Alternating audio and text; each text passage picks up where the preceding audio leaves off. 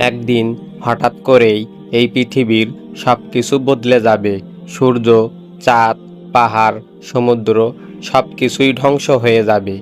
কিন্তু আপনি কি জানেন কিয়ামতের প্রথম ঘটনা কোনটি ঘটবে? সহিহ হাদিসে বলা হয়েছে, কিয়ামত শুরু হবে যখন ফেরেশতা ইসরাফিল সিংহায় ফুঁক দেবেন। সিংহায় ফুঁক দেওয়ার সাথে সাথে পৃথিবীর সব মানুষ, সব প্রাণী অজ্ঞান হয়ে পড়বে। কোরআনে বলা হয়েছে, সিংহায় ফুঁক দেওয়া হবে তখন আসমান ও জমিনের সব কিছু ভয়ে লুটিয়ে পড়বে। সূরা আজ-জুমার ৬৮।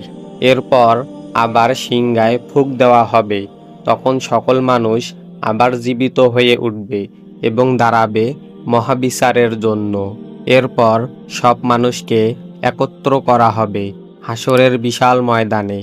সেখানেই শুরু হবে আল্লাহর মহাবিচার।